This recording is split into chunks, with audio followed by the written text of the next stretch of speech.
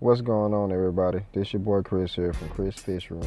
Gonna bring you episode 2 of my 20-gallon mixed reef aquarium for the Rico's Nano Tank Challenge 2018. Once I got the green light that my water was cycled, I went ahead and elected to move my aquarium into my living room, which it gave me more room to maintain my system. Now I'm showing you my LED light up close because I really didn't go in depth with it on my previous videos. Now, this light has 55 LED bulbs on the inside of it. It's mainly controlled by 2 knobs, channel 1 for the blues and channel 2 for the whites. Now, it does have 2 fans to cut on when the lights are cut on above 50%, and that way it keeps the drivers cool. Now, it does have 2 different plugs, one for channel 1 and one for channel 2, which I used the external timers to automate my light system to cut on and off for 12 hours for the blues and 6 hours for the whites.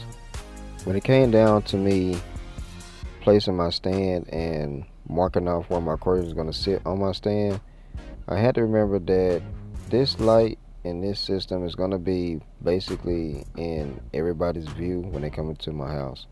So I had to make sure that I had everything pretty much on point and not so much as exact, but close approximation to where it doesn't look like a complete eyesore with this light hanging from the ceiling. So I basically took a whole bunch of measurements and got everything centered. I took some string and basically hoisted the light in the air and got it right about 12 inches or so above the aquarium, so that way I had a pretty good light spread over my aquarium. So I utilized the mounting bracket that came with the kit, and it still swayed a little bit, so after kind of manipulating it a little bit, I kind of got it to stabilize just a little bit.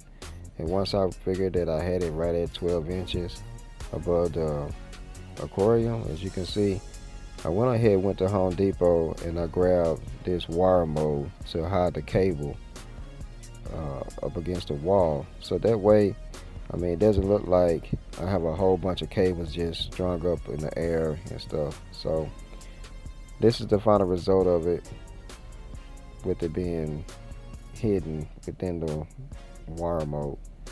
So I added the rock back into the system, and I went on ahead and got everything back the way I had it set up inside my bedroom. Got everything going and figured, yep, it's time. Let's go ahead, let's add some livestock to this system. Let's bring this system to life. This is what I've been waiting for. My system has been set up and cycling since December 13th. And I was losing patience, waiting to add my fish and coral. So when it came down to me acclimating my fish and my coral, I went ahead and chose this method. I figured this method would be better for me because my last past attempts at acclimating my fish didn't work out so well. Every time I looked around, I was losing fish, and I kept saying that I didn't acclimate them right. So this 2-hour wait, it gave me time to really look at my aquarium to figure out where I was going to place my coral. So I kept looking for 2 hours, trying to figure out where was I going to place my soft coral, where was I going to place my LPS, where was I going to place my SPS coral, where was I going to place my anemone. 2 hours is a long time to sit here and stare at a system, and believe it or not, I did.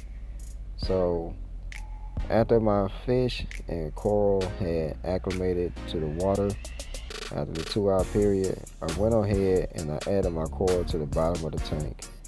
Now, I added my coral to the bottom of the tank because I wanted them to acclimate to the light.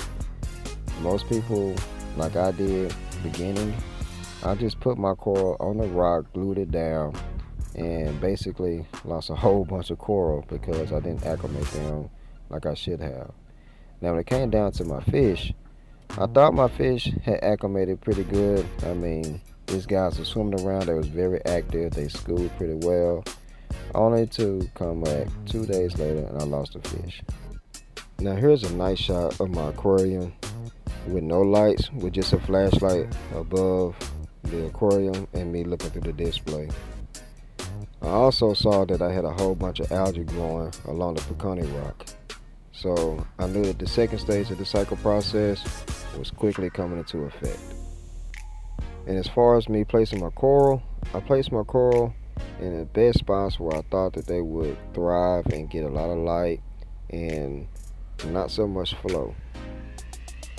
And I also saw that I had a whole bunch of micro bubbles coming from my filter that I needed to address as well.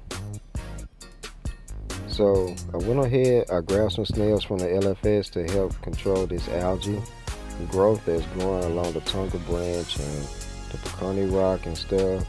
And I was hoping that this would help combat the algae growth during this cycle stage. And I didn't know if it was going to work, but hey, it was worth the shot. So at this point, it's a waiting game.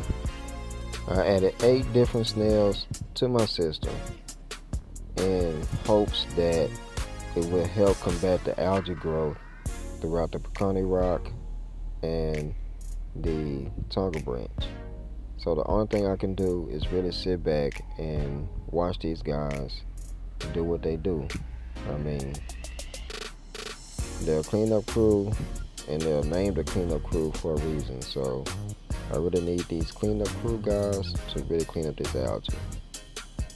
So day 2, I mean, I can see a small difference, but not so much as a big impact. But like I said before, only time will tell.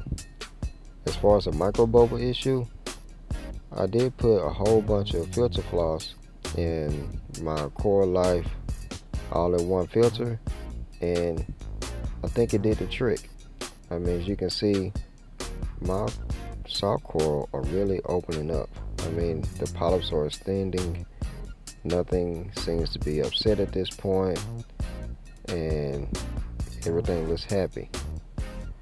So at this point, I think I'm gonna go ahead and call it quits on this video and let you enjoy the rest of the close-up of my soft coral and the snails. And as always, thank you for your time. If you haven't, like, comment, subscribe, and hit that bell notification, because I will be dropping more videos as my journey continues with the Rico's Nano Tank Challenge 2018. Again, thank you for your time.